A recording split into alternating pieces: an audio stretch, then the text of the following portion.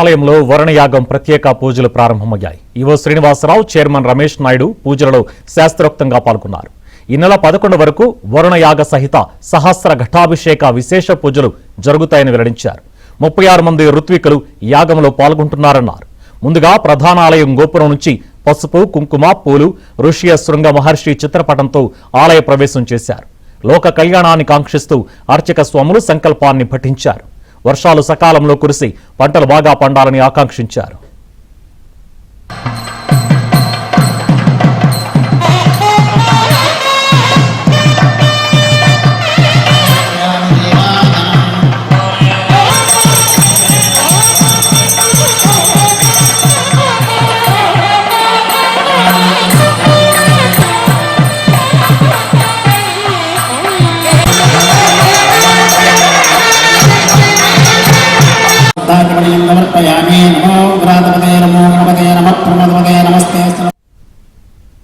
తిరుమల మొదటి ఘాట్ రోడ్లో ప్రమాదం జరిగింది. 21 మలుపు వద్ద అదుపు తప్పి కారు లోయలోకి దూసుకెళ్లింది. కారులోని 2 భక్తులకు గాయాలవగా ఒకరు మృతి చెందారు.